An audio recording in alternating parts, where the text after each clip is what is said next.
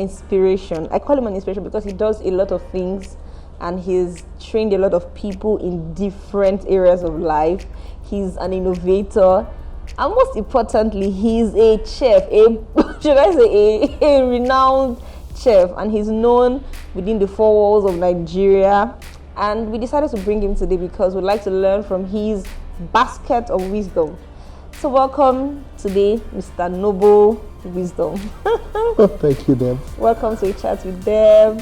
Thank you very much. It's good having you here. Pleasure is mine. I'm very excited. You know, I've known you for like just a short period of time, but it's like we've known for years. Yeah, exactly. Okay, so like I was introducing you. Okay. You do a lot of things. I know you're a writer. I know you're an entrepreneur. I know you're a chef. I know you're a public speaker. I know you're also into humanitarian services. Please, who are you? Okay, my name is Wisdom Chidubem Noble. I'm a chef, a writer, a public speaker, and also an entrepreneur. I've been doing the food business for close to 10 years now. 10 years, and with a proven track record, managing companies, both onshore, offshore, my own business, my own restaurant, and then currently I manage a Polo Court Hotel in Port Harcourt. And of course, that's where we met.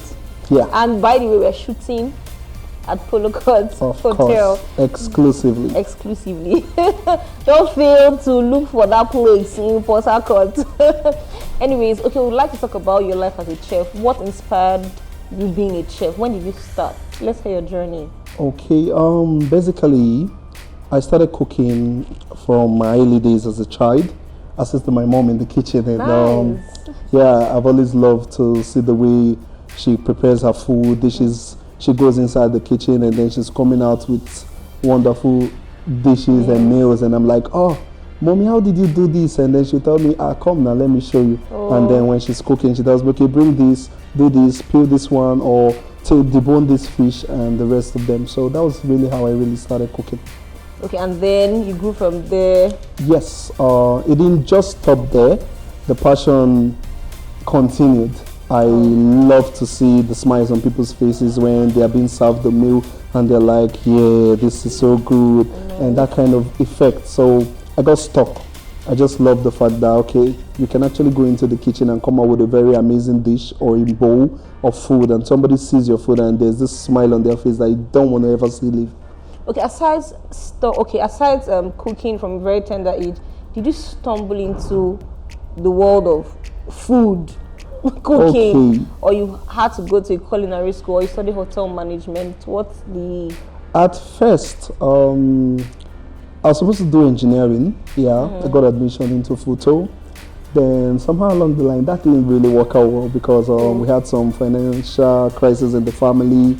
I had to drop out, and I didn't defer my admission. So I just got frustrated with the whole idea of engineering, because that was actually my dad's idea. I actually love cooking. So I went back and I followed my passion. I started working for a catering company in Port Harcourt. From there I went to a culinary school. Nice. Yeah, which one? Food Perfect. Yes, and then I took it up from there. I also ended up managing that place as well. Wow. Yeah. Growth. Yes. Big time growth. So over the years, that's been from one point to the other, catering business, from one organization to the other. That's just been the amazing journey. So okay, you talked about your dad, not like him being the inspiration for the engineering and all that. When you decided to go into food, go into catering, how was it? What was his reaction? How did he take it? Funny enough, he wasn't happy at all. Yeah, and he at some point he cut me off. Wow. Yeah, we didn't speak until 2016, 2015. And that was because of your chosen path. Yes, because he sees it as it makes you less of a man to start cooking, and then you, in my dialect, to say that kind of stuff. What does that mean? Like you want to talk to a cook and stuff. And prior to this time, the way people see men who cook, they see them as a Okun Calabar or one house boy in the... Yes, a lot of people. But I brought dignity into what I do. and that changed the game. Today he's very proud that his son is a chef. He tells his friends, "Oh, my son is a chef. When you come to Port Harcourt, he's Port Harcourt Celebrity Chef," and everybody like, yeah, Port Harcourt Celebrity Chef and Chef Wisdom Noble. They want to associate with me. Friends and family now want their children to be like me, and they tell their children, "Oh, if you want to learn how to cook, call Chef Noble," and then he's, those kind of things. So it's really turned out very well. Even though in the beginning it wasn't rosy, he didn't really support the career until when it turned out well. I became the resident chef to the MD of Port Harcourt Refinery, and some big shots got involved, some calls and everything. That's when my dad became proud of me. Yeah, definitely. You start seeing the money and definitely. I was growing up, I was about to get married and everything. So how did your wife take, I'm getting married to a chef? What was her reaction when you told that person, I'm a chef? She's, beside my mom, my wife is my biggest inspiration.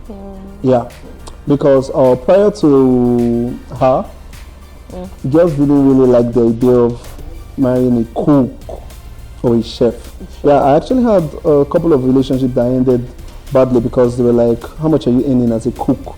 Then, cook. I even had a relationship. She didn't want me to tell her friends or anybody that I was a cook. Yeah, she was like, I was working for an engineering company there. Then yes, and I was a cook, and she was like, "Please don't tell my friends that you're a cook. Tell them you work with an engineering firm." So it was like she wasn't proud of it. But when I met my wife and we started dating, she was proud of what I was doing. Like then she was still in school. She would literally leave school when she's like, when we have a job, she would leave school when she's done with her studies and come assist us serve food, and then she was everywhere. She was proud of it. She actually took it online. Wow. Yes. So the Wisdom Noble, the Chef Wisdom Noble that everybody knows today is actually a product of my wife's effort. Nice. Yes. Shout out to good women. There are many out there. They're still there. They're still out there. Yeah, definitely. Okay, so what challenges did you face? Because there are a lot of people, I know of people, I've spoken to some other upcoming chefs, and they're like, we have issues with people accepting our brand. What challenge did you face? A kind of challenge growing up? Sure, or definitely. The starting point is never easy in anything you want to do. We had several challenges. Like definitely, one of them is acceptance. First of all, you have to accept yourself, and then getting the public to accept you as a man who's cooking. Okay, so now and then you two managing yourself very well and your time. It's not easy coming to tell people that, oh, he's a man and he's a chef. It's different today than it was 10 years ago when I really started cooking. Yes, because then they weren't popular male chefs, and because there was no social media like that and every other thing, so we didn't really know that outside Nigeria, outside here, we had chefs who were already doing very well. And then we just knew that, okay, the ideology we had of chefs was just, is somebody in the kitchen. That was just it. True. Yeah, so it was more like a chef, a cook and a houseboy job. So, but today is different. So one of the challenges I faced was acceptance. Accepting myself and getting people out there to accept that, yeah, this is a chef who loves what he's doing and then he's doing it well. Yeah. So how did you overcome that challenge? First of all, I think passion played a very big role. I was passionate about what I was doing, and then I love cooking. I really, really love cooking. So definitely, I'm somebody who doesn't really eat the regular. You can actually pass a food in the house, and then I'm looking at that food, I'm not satisfied, I'm taking it back to the kitchen and I'm mixing different condiments and I'm coming out with something different. It was more about going into the kitchen and then be able to mix condiments and come out with something very delicious that could actually suit my person. And when I'm bringing out my dish at the end of the day, everybody's like, wow, what did you do here? And it's just not the regular kind of food. It's different. So when did you know that people had started accepting you? Because sometimes we labor a lot and work, and because we're not seeing that acceptance, we feel like we're not making any impact. When did you feel accepted? I'm a celebrity, or people know me right now that I'm actually good at what I do? At what point? Okay, there was one time we went to cater at Holy Kings Event Center, and they brought it was a function, somebody's birthday party, and they had about 5 different catering firms cooking for one occasion. There were other brands there, and there's this popular chef in Port Harcourt. I didn't know him, but he had been following me on Facebook for a long time, and suddenly, like, we're cooking, everybody was coming to our stand to pick, like, definitely everybody was coming to our stand to eat, and they were like, they enjoy our food better. And then the chef walks up to me and was like, oh my God, Wow. this Port Harcourt Celebrity Chef, it is an honor to meet you, sir. And I'm like, looking at him, and he mentions his name and says, he's a chef I really respect and admire. He's doing very well. But the way he walked up to me and then he was like, it is an honor to meet you, sir. I was like, really? Have I really got into this stage where people know me more than I even know them? And these are big chefs and everything. It turned out that day I really felt very good, and that really helped. Yeah, it inspired me that, like, oh, everything you've been doing has not been in vain. People have been saying it. People have been not just watching your post, following your post, you've been inspiring people to do better. Have you been in situations where you've been like, you see this thing, I know they do anymore, I'm not doing anymore. Have you been in that kind of situation before? For cooking, no. But in the culinary business, yes, at some point you hit certain challenges and then you're like, man, are you really sure you want to do this? Okay, there was one time we're having an event and money wasn't forthcoming, and it was really discouraging because a few days to the event there was no money and everything, and then one of my uncle just walks up to me. He promised to actually support. Then later he's like, no money too, and then he's like, are you sure you're doing the right thing? Are you sure you're in the right profession? Wow. And I didn't give thoughts to what he said, but later I went back to my closet. I was like, am I really doing the right thing? Wow. Yeah, I needed validation. I was like, am I really doing the right thing? I had to encourage myself all over again, and we did the event. It worked out fine, and we've been good. Okay, we'll be right back after the break. Don't go nowhere.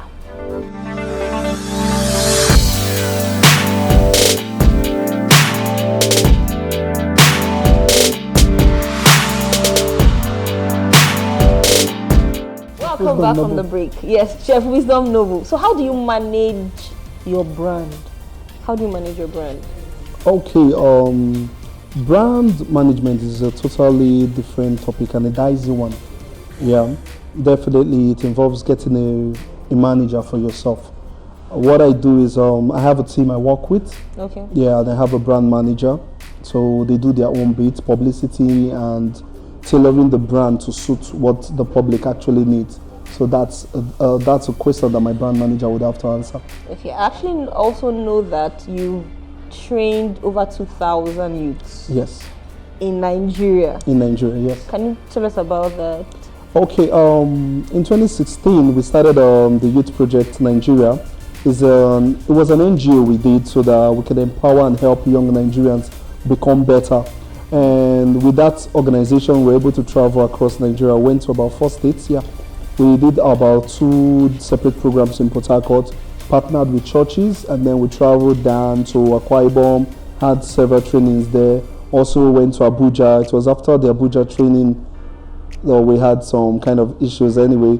Some people tried to impersonate our organization, and that was where we had, so like our president had to leave. So that was just it. The organization was put on hold. But between that time and all those trainings, we trained over 2,000 persons. In my department, I trained over 2,000 persons. Most of them are really doing well, and they're in Port Harcourt. They are CEOs today. Yes. Okay, so how do we reach out to Chef Wisdom Noble in the event that we want to hire your services?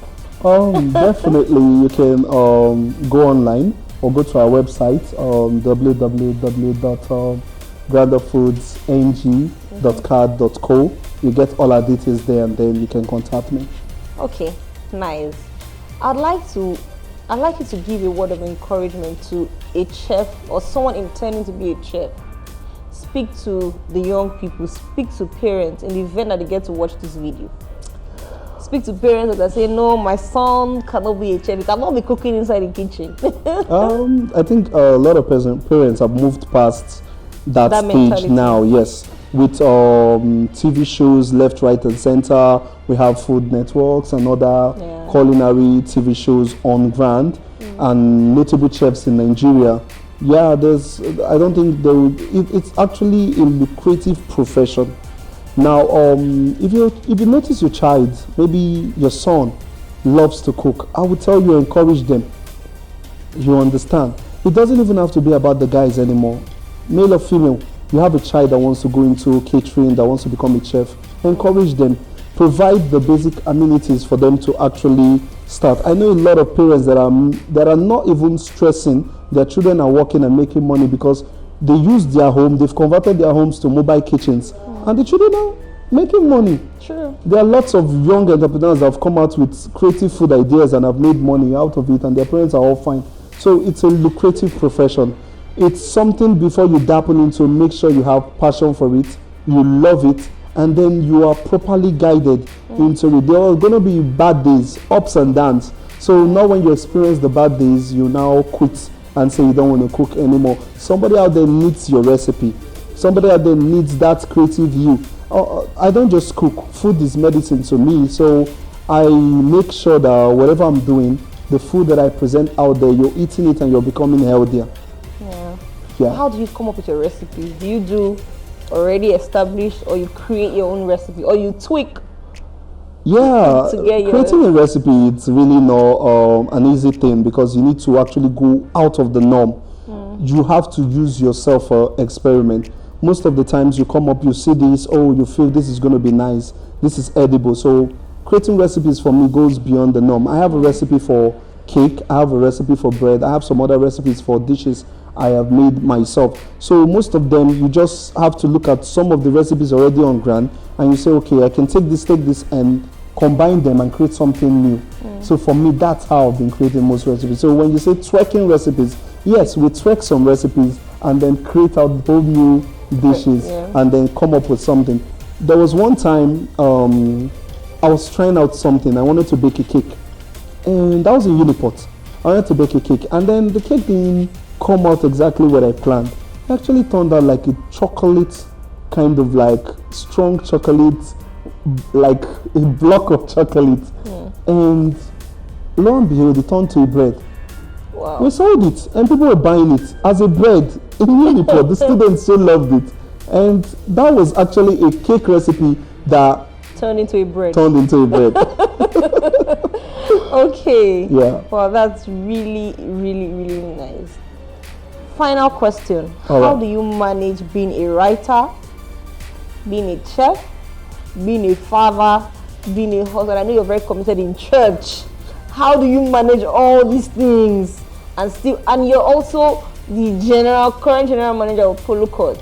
How do you manage all these things and still have time to socialize and still do other things and be productive? First of all, I'm a God first person.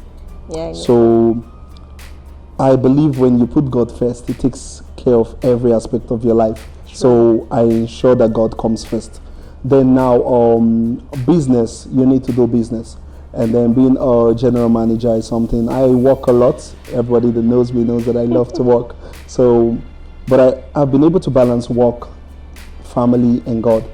And then God first, family next, and then business.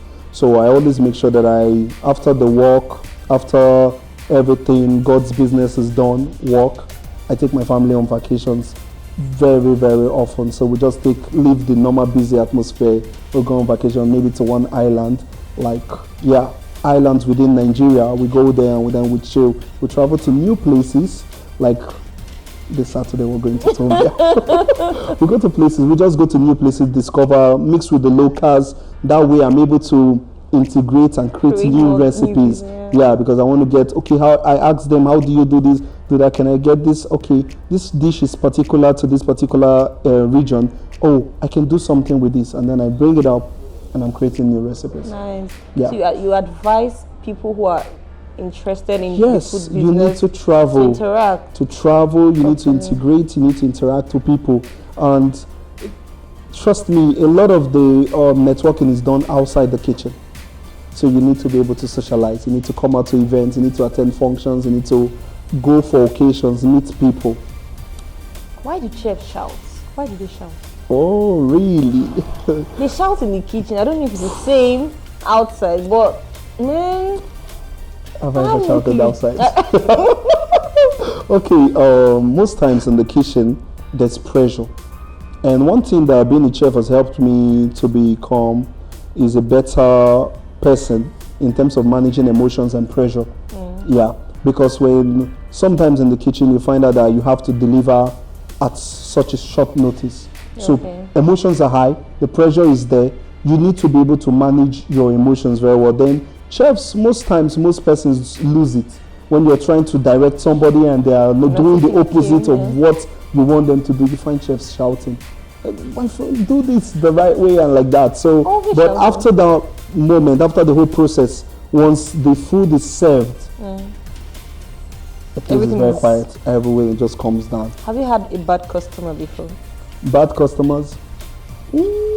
A bit bad relative. Yeah, the word bad. Well, I wouldn't use the word bad, but I've had disgruntled customers. So yeah, I wouldn't want to use the word bad customer. Definitely, a customer is a customer. True. So we've only had some cases where a customer was disgruntled. Maybe delivery time wasn't met because of situations that were beyond our control. Maybe traffic or some other things. Okay, there was this one time I had to cook for 200 persons, and after preparing all my ingredients and stuff, I didn't fry the chicken. I just steamed it a little bit, and then I said, okay, towards the next 2-3 hours, I would come back and cook them. Only for me to come back in the next 2-3 hours, the whole chicken had scattered. I had to start afresh. I had to go run to the market, all this kind of thing. And at the end of the day, the food was delivered, but the timing was stretched, and the customer was disgruntled. But what we need to do is we make it up to them. So sometimes you need to go the extra mile, put extra packages, and make sure that your guests see that they are getting more value for what they pay for. Yeah. Wow, it's nice chatting with you. Pleasure's mine. Welcome, and thanks for coming to A Chat with Deb. Yeah. I really, really appreciate. And of course, we have future plans. We have plans. Yes, definitely. We have plans. We have plans coming up. We don't want to be spinning this right now, but there's a whole lot to watch from us. Exactly. There are future programs you will definitely enjoy. Exactly. So stay tuned. Don't fail to check out this channel on YouTube, A Chat with Deb. You can as well do good to send us an email on achatwithdeb@gmail.com, and we'll respond to all your emails if you have questions. And if you'd like to meet Chef Noble, please hit us up on Instagram via Chef the DM. Noble. Yeah. And then if you would want to have a taste, actually I have the best recipe of jollof rice in Port Harcourt, no doubt. So you can just find me on Grander Foods Jollof. Period. Yeah, everybody knows it. So it's undisputed. The best jollof rice recipe in Port Harcourt, Grander Foods Jollof. So you'll find me. And if you'd like to challenge that, just hit me up. We'll come on the show and then we'll do a cooking we'll competition. Do it live. Yeah, we'll do it live. Alright guys, stay tuned, be inspired, and don't fail to show love. Take care. Stay safe.